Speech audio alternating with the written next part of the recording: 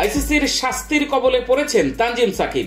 আচরণবিধি ভঙ্গের দায়ে বাংলাদেশি পেসার তানজিম হাসান সাকিবকে শাস্তি দিয়েছে আইসিসি।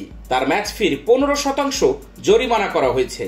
ঘটনাটি টি-20 বিশ্বকাপের গ্রুপ পর্বে নেপালের বিপক্ষের ম্যাচের। ওই ম্যাচে নেপাল রান তারার তৃতীয় ওভারে দলটির অধিনায়ক রোহিত প্যাডেলের সঙ্গে বাদানুবাদে জড়িয়ে পড়েন তানজিম সাকিব। এক পর্যায়ে রোহিতের গায়ে আলতো করে ধাক্কাও দেন তিনি, যার জেরে এই শাস্তি। ওই ম্যাচে অবিশ্বাস্য বোলিং করেন তানজিম সাকিব। 4 ওভারে মাত্র 7 রান দিয়ে একাই নেন 4টি উইকেট। ফলে ম্যাচ সেরার পুরস্কারও ওঠে 21 বছর বয়সী পেসারের হাতে। আইসিসি জানিয়েছে সাকিব সংস্থাটির আচরণ বিধির 2.12 ধারা লঙ্ঘন করেছেন, যে ধারা একজন খেলোয়াড়, একজন support personal, umpire, match referee বা অন্য কোনো ব্যক্তির সঙ্গে অনুপযুক্ত শারীরিক যোগাযোগের সাথে সম্পর্কিত। তানজিমের বিরুদ্ধে অভিযোগ তুলেছেন মাঠের আম্পায়ার আহসান রাজা। দাগ লাগুক যতবার, বার্জার ইজি ক্লিন একবার। এবং স্যাম নোগাস্কি, তৃতীয় আম্পায়ার জয়রামন মদন গোপাল এবং চতুর্থ আম্পায়ার কুমার ধর্মসেনা। তানজিম সাকিব তার অপরাধ স্বীকার করে নিয়েছেন এবং ম্যাচ রেফারিদের এমিরেটস আইসিসির এলিট প্যানেলের রিচি রিচার্ডসনের প্রস্তাবিত অনুমোদন গ্রহণ করেছেন। ফলে আনুষ্ঠানিক শুনানির প্রয়োজন পড়েনি।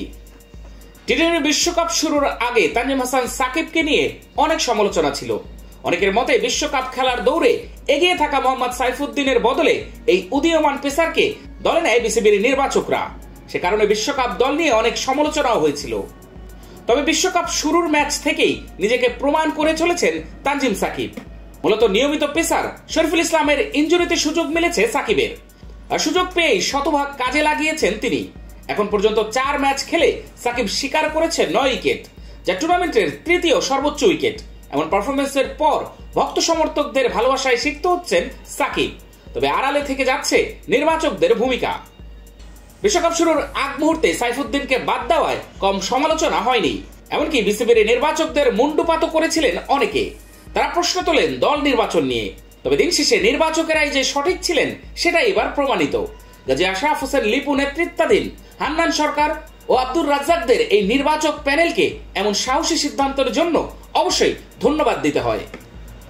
উল্লেখ্য, দক্ষিণ আফ্রিকা ও নেপালের বিপক্ষে সর্বশেষ গ্রুপ পর্বের ম্যাচে মোড় ঘুরিয়ে দেওয়া স্পেল করেছিলেন তানজিম সাকিব। যদিও প্রোটিয়াদের বিপক্ষে একেবারে তীরে গিয়ে জয় হাতছাড়া হয়েছে বাংলাদেশের, তবে নেপালিদের বিপক্ষে 106 রান করেও বাংলাদেশকে লড়াইয়ে রাখেন 21 বছর বয়সী এই পেসার।